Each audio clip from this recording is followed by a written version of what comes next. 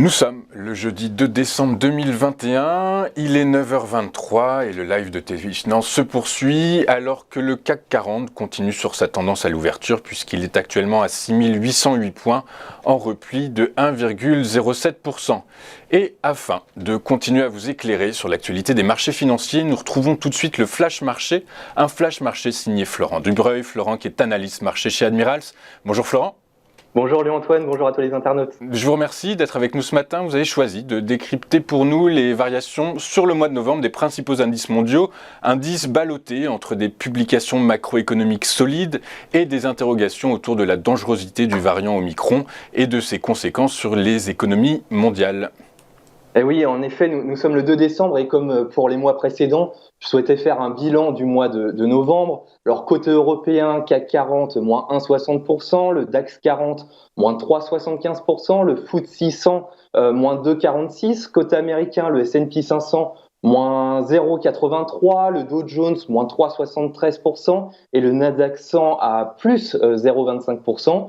Côté asiatique, le Nikkei japonais à moins 3,71%, le Shanghai Stock Exchange à plus 0,47% et le Hang Seng Index chinois à moins 7,50%. Alors, comme vous le voyez, le mois de novembre a été baissier sur la majorité des places principales internationales. Il faut tout de même noter que le CAC 40, depuis maintenant quelques semaines, résiste mieux que le DAX 40 ou encore le FTSE 100. On est toujours dans la même variation, mais il résiste mieux. Et l'indice américain, le Nasdaq 100, reste encore en hausse. Alors, faible hausse, mais hausse quand même. On ne sait pas ce qui peut réellement le freiner aujourd'hui.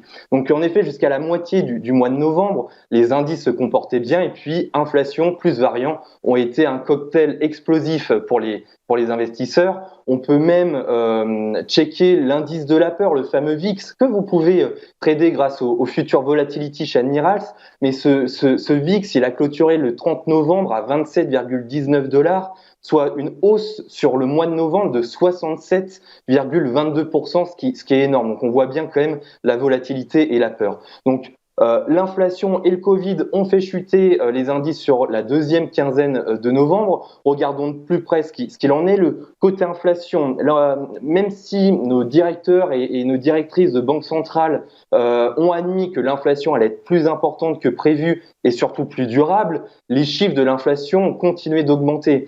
Je fais une petite aparté. Jérôme Powell, le directeur de la Fed, a indiqué il y a 2 jours que l'inflation ne pouvait plus être qualifiée de temporaire. Alors ça, c'est quand même incroyable. Tout le monde disait c'est temporaire, c'est temporaire. Eh bien non, Jay Powell indique que ce n'est plus le cas. Sans doute une première étape pour dire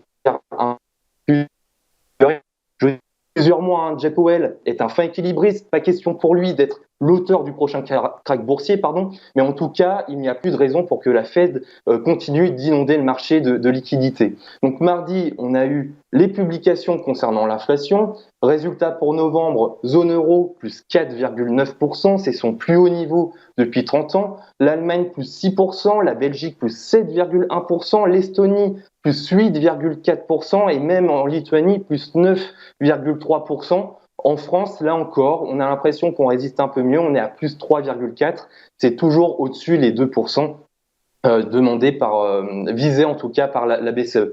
Donc cette hausse inflationniste vient principalement, et on le sait, de la hausse du prix de l'énergie.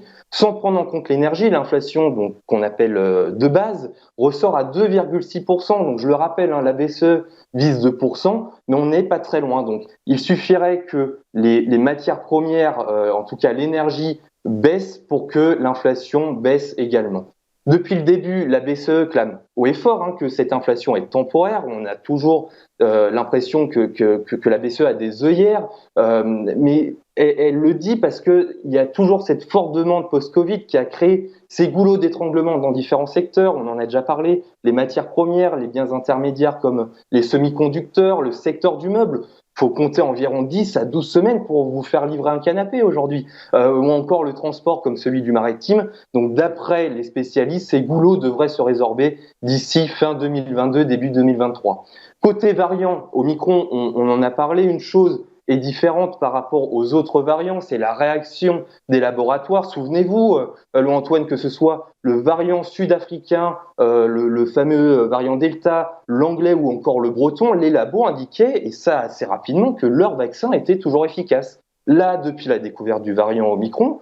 Que disent les labos? Qu'ils travaillent à de nouvelles versions de sérum. Donc, pour lire entre les lignes, les vaccins actuels ne protégeraient pas suffisamment de ce variant. Donc, inflation plus nouveaux variants ont fait baisser par crainte des investisseurs les marchés internationaux. Hier, on a connu un beau rattrapage des indices mondiaux pour débuter le mois de décembre. Ce matin, c'est retour à la baisse. Une chose est sûre, c'est que nous sommes dans une période volatile où tout investisseur doit être prudent.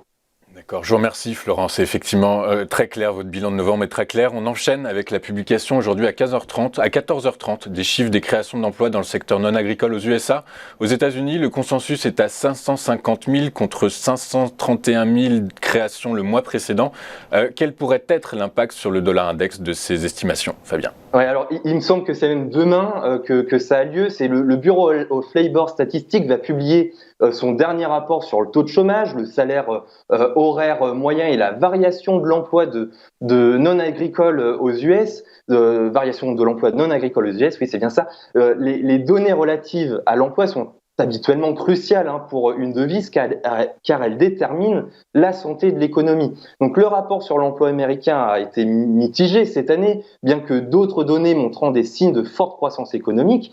Cependant, le résultat encourageant des NFP du mois dernier a conduit à une augmentation des attentes que la Fed augmente ses taux d'intérêt plus tôt à mesure que le marché de l'emploi commence à se redresser. Cela a entraîné une flambée du dollar américain, les devises liées aux matières premières subissant le contre-coup de la force de l'USD et du sentiment général de prudence en raison du variant Omicron. Donc concernant le point technique, nous regardons le graphique, c'est le graphique de l'USD Index, c'est l'indice du dollar. Je vous ai déjà montré ce graphique à plusieurs reprises depuis début septembre, donc je le mets à jour régulièrement. Ce graphique est en monthly, donc un chandelier japonais équivaut à un mois. On est donc sur du long terme puisque le graphique va de juillet 2013 à hier. L'indice du dollar américain, il est bloqué dans un range de long terme depuis 2014. Plus tôt dans l'année, le cours a rebondi sur son support clé qui matérialise également la borne basse de son range et n'a cessé de progresser depuis. Et en effet, il s'est même affranchi de plusieurs résistances majeures à plus court terme et se négocie désormais au même niveau qu'avant le début de la pandémie. Donc, si la hausse de l'USD est probablement excessive, la tendance haussière à long terme, elle est intacte. Alors que l'euro et la livre sterling ont également reculé par rapport au dollar US, les devises liées aux matières premières seront également à surveiller demain si la force du dollar américain se poursuit. Donc soyons attentifs au dollar US, oui, mais aussi au dollar australien, au dollar canadien, au dollar néo-zélandais et même au rand suisse. Merci Florent, je crois que vous souhaitez maintenant nous présenter l'application Admiral, c'est bien ça? Oui, c'est bien ça, lui, Antoine, merci beaucoup. C'est pour ceux qui le souhaitent, vous pouvez investir dans les actions ou trader grâce à l'application Admiral, ce qui est gratuite. Vous pourrez ainsi trader lorsque vous n'êtes pas chez vous et avoir à portée de main votre portefeuille. Cette application, elle est disponible sur le Google Play d'Android, sur l'App Store d'Apple et même sur l'App Gallery de Huawei. Et je tiens à préciser que vous pouvez même l'utiliser avec votre compte démo. Donc, je vous invite à la télécharger dès maintenant. Et est-ce que vous l'utilisez vous-même, cette application, Oui. Florent? Donc, écoutez, c'est l'application des analystes marché de chez Admiral. Je conseille fortement à l'utiliser. Nous vous retrouvons la semaine prochaine, Florent, pour un nouveau Flash Marché qui, je le rappelle, est votre rendez-vous hebdomadaire à 9h15 tous les jeudis. À la semaine prochaine, Florent.